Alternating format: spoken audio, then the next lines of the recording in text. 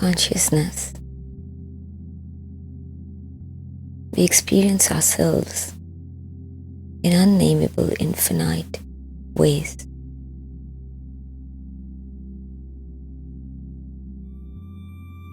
Multidimensional perspectives, ways of being that allows for ways of sensing.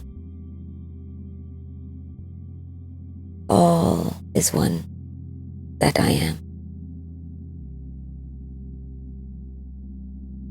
And one of the fascinating ways in which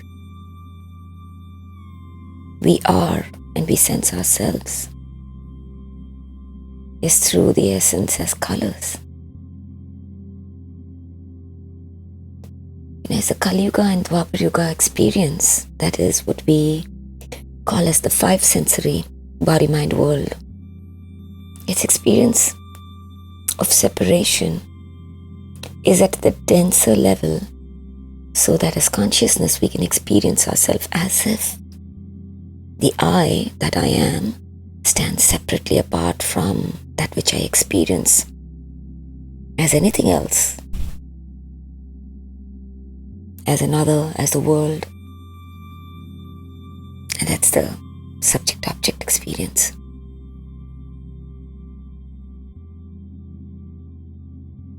Beyond that, the paradigm shift is to experience everything as that which I am, so that which even appears as the labels and the names we have given to colors are portals to deeper sensing, deeper states of being.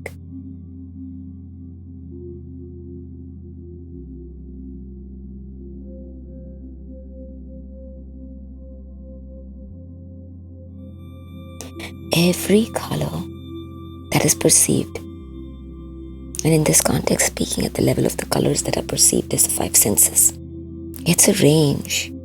The rainbow, the Ra in a bow, is a larger field of resonance that we as consciousness appear as, play as, sense as. And that's why these colors are portals. They are energetic frequencies through which we can sense that which we are. And each of the colors have certain characteristics, certain way.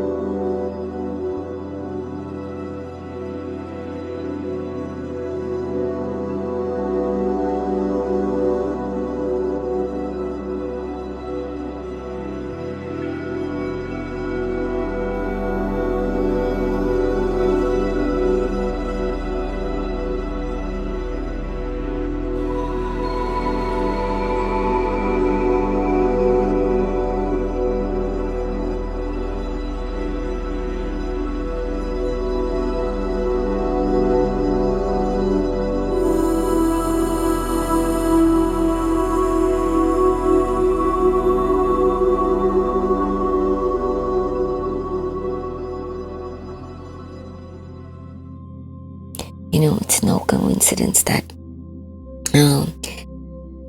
the signals on the road, the traffic signal has red as stop, yellow as be aware, observe and move, green as the go signal. See, everything that is created in the so-called five sensory masculine world, that is the 3D, or you call it Kali Yuga or Dwapar Yuga, it has no source of its own. Everything that it senses anyways comes from its deeper sensing, whether it consciously is aware of that or not. Similarly, that's why these colors being set up in the traffic signal light points to something deeper that the mind already knows. The red color, which is also sensed as the root chakra in the body. So what are the chakras really? It's nothing but the nature of mind. Consciousness, that which we are, cannot experience, cannot be. There is no beingness to mind that can be spoken about as consciousness. So the beingness is what we experience ourselves through and as mind. There are many, many ways that mind experiences itself, and one of them is this, through and as colors and as chakras. It's our subtle body. It's our subtle beingness. If you look at the sound, right? Sound also is nothing but the lightest of ripples, essence, sonance, resonance.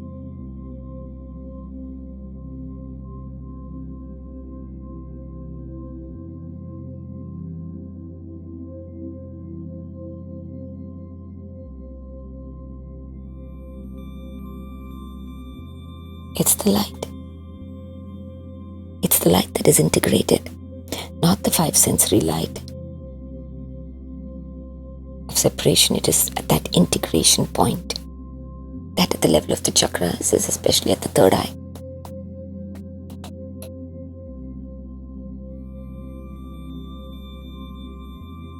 Chakra actually means the wheel of time. Chakra means the wheel. It's the cycle. How we experience ourselves as a cycle, as the center. So it's circumference. We emanate. We project the self and our experience of reality. That was the understanding of the chakras. It is mind at the level of the subtle body. So that's why in the Indian culture, yogis, the yoga rishis, all the ancient shamanas never ever bothered with the thinking mind. They knew it was just a side effect. They never got into the psychological narratives of what the mind utters and says. That's just a side effect. They went to the root. And at the level of the physical body, mind you, because the root ultimately continues to evolve and deepen. Context. This is at the level of the body, subtle body that is appearing.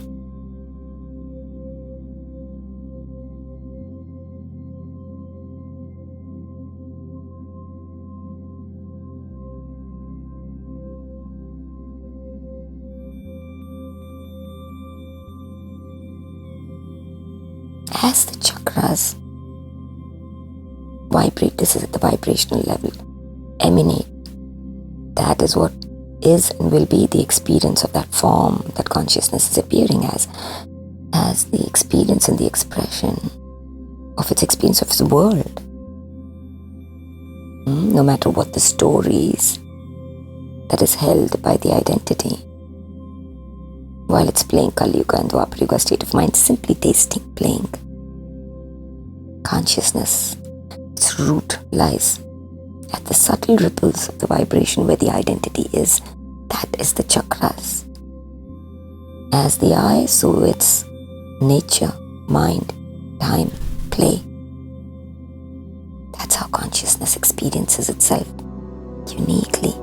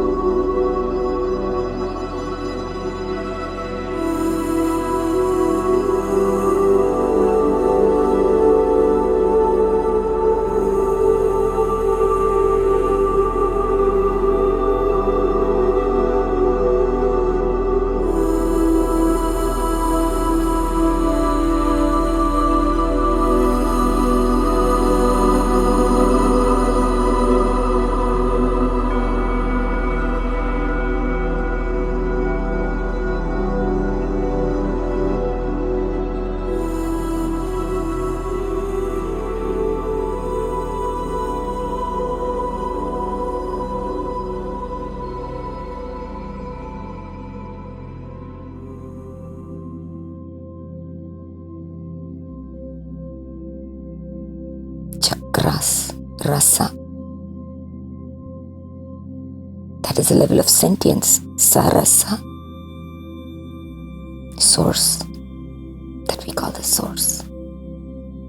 I am is the source of and as everything. There is no thing.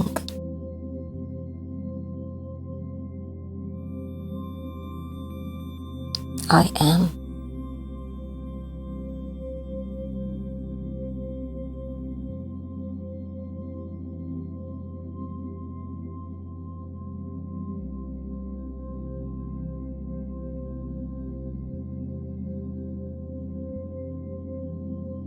And an allowing body-mind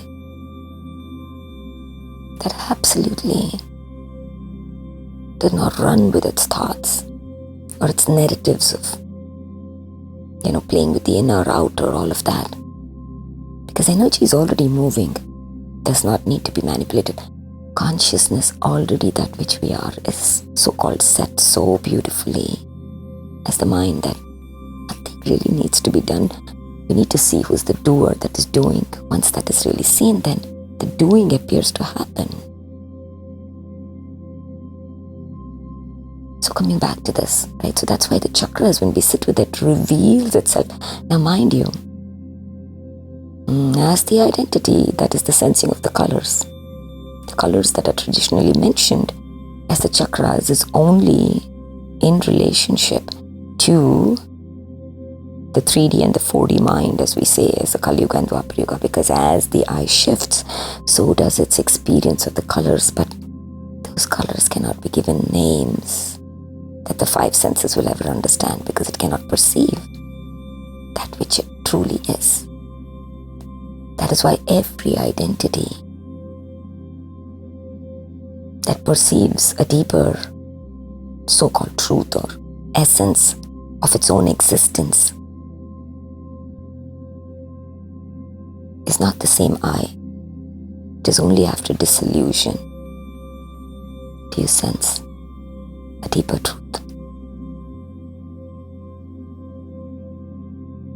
So that's why for ages we say the narratives of the five senses and its story, allow it to be.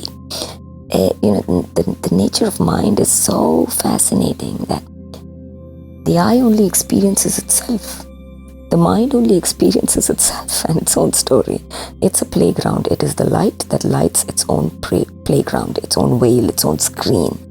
They're not two things. They're one and the same. So the chakras, whatever colors, but that's the way, right? The way is always through. It appears through, because there's nothing outside of consciousness.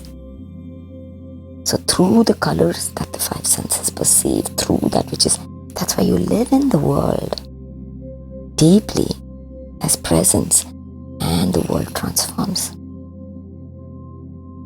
That's how it's experienced. One way that we experience this. That is actually falling in love with the world. That is falling in love with that which is perceived, the beauty of that which is perceived. It's utter devotion to that which arises. We cannot turn away from that which is, because we only turn away from ourselves. We cannot negate, reject, blame, deny, because there's nothing outside of consciousness. We only experience and live that which we are.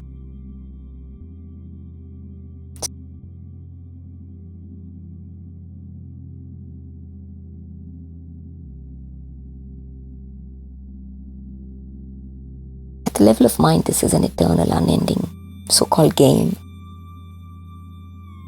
It really is. Every moment is an awe-inspiring aha. Even in its absolute, what the mind may call ordinariness.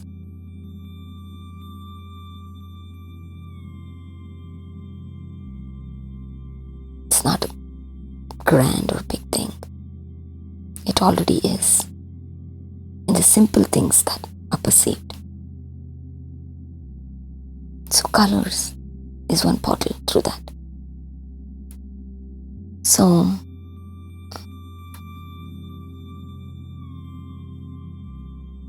the play of art or creating or playing with colors or even simply black and white, whatever, we immerse ourselves in something so deep.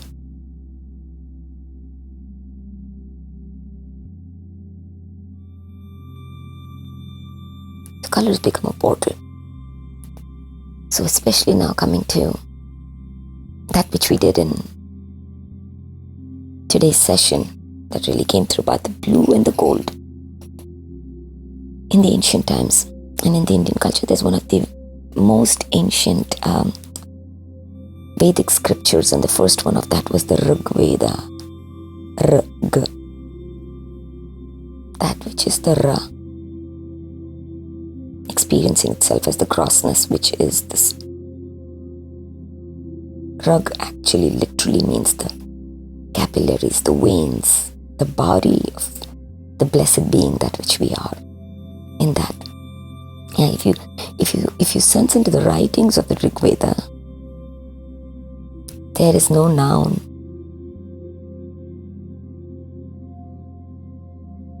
You know, the river, the flowing river, is spoken as the flow of life, as the feminine. It's only later in the Vedas that as consciousness changed, every mind and state of consciousness reveals to it its own knowledge that is relevant and helpful for it. Rig Veda is beyond time. So in that, you'll really see the color blue, the color yellow, all were pointed to at Nietzsche. I am the sun, the golden rise of the sun, the dawn. I am the sky, I am the water, the blue. There is something that these two complementary colors, when integrated as divine union, reveal to the mind of its true, already present nature. That is why in yoga, the twilight time, Brahma Muhurta, it was a time just before dawn. There's actually a precise time and a degree when the light is at a particular degree as well. And context is very key, because what is relevant for one context is not the same truth for the other. Just pointing that out, that's foundational. But in this context, when the mind is identified at the level of the physical body and it can only see an outer world and everything, this was the invitation. You wake up at Brahma Muhurta, we call it as the Sandhya time. Sa is sentience. Dha points to that which is densified, manifest. Ya is the heart. The heart playing at this level of sentience is the word Sandhya. Sandhya pretty much means evening. The eve. The feminine phenomena. It's only our feminine sensing, which, mind you, in one context is sensed as the feminine body, but the deeper truth is it's our subtle body. It's our subconscious.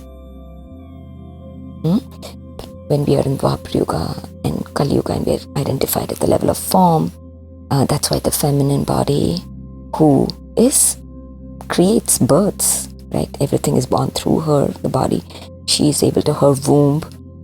And that's why the feminine was graced as the creation, the mother. The feminine was honored. That's kind of the understanding. So coming back to this, Sandhya, the Brahma Muhurta time, which is like around the 3 a.m., 4 a.m., yoga, that's it. The rishis would just say, it doesn't matter if you meditate or not. Doesn't matter whatever. Even if you're sleeping, just sit Keep your spine erect. Just sit on the bed. Straight up. At that time. Because in that half sleep, half awake state, you will realize that which you truly and already are. That's what it was. Relevant for that state of consciousness, that mind. Profound opening. That's the twilight zone. Yeah, twilight. You don't know if you're really awake or if you're sleeping. You realize the nature of that which is the mind is an eternal dreaming. Waking dream, sleeping dream, whatever you want to call it. An awakeness, to be awake in the dream itself. That is Brahma. The understanding that I create, live the illusion as reality. So that blue or indigo and the darkness of the night, and that point where the sun rises and that yellow and orange, these are the colors of the chakras in the body. The lower chakras, red, orange, yellow, and then the top chakras, which is from the throat, the blue, the indigo, the violet, white light, and the center of that is the heart. That is where the point of fertility, that's why the heart is shown as green, and eventually, beyond the body, it's simply disillusion as white light. I keep coming back to this. That's why Treta Yuga is this point, the blue and the yellow of the Manipura chakra in the throat. These to awaken, they reveal a deeper truth to us.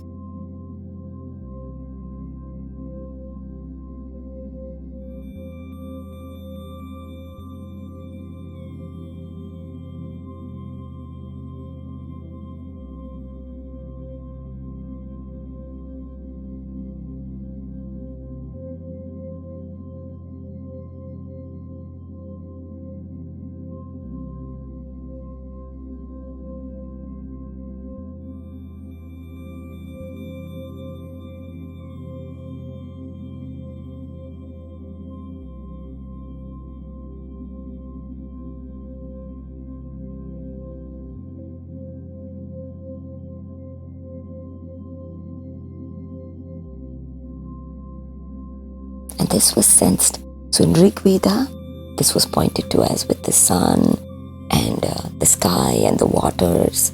That's why we do, in the morning Surya Namaskara, we face the sun and then water is poured and the light that refracts through that when the water is poured is seen through at the sun.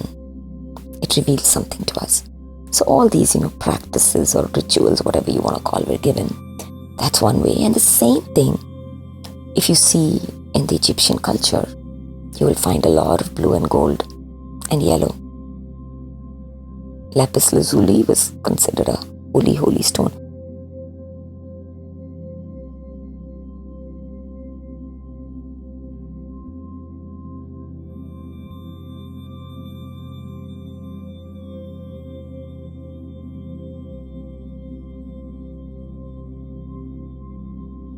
Do you know that there is a point when consciousness could not perceive the color blue or the color yellow, the golden, as we can so-called today?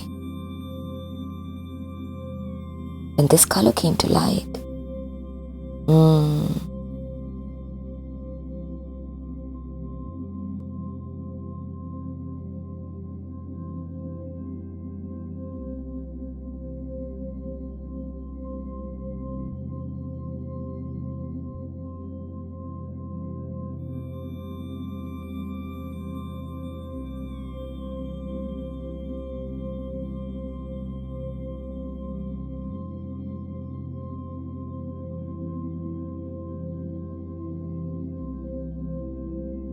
that's what they say, only the royal blues, that's the blue bloodline, could see. All of these point to deeper truths at the level of evolution, of course, the level of mind.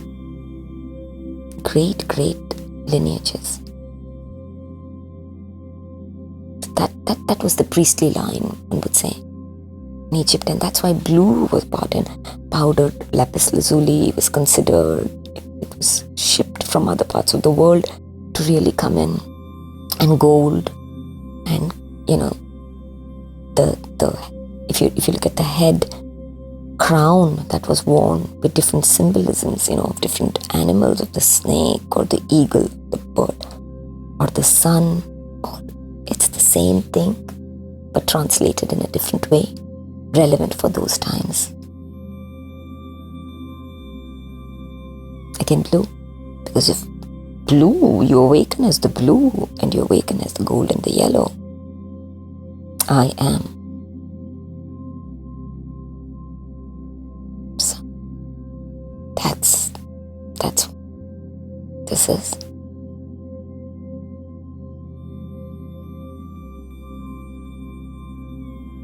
That's why one of the key practices, that's why is to really sit with the color blue, jump in the ocean, go into the depths, dissolve,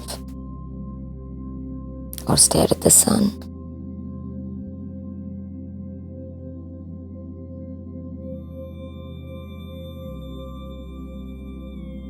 So stay with this.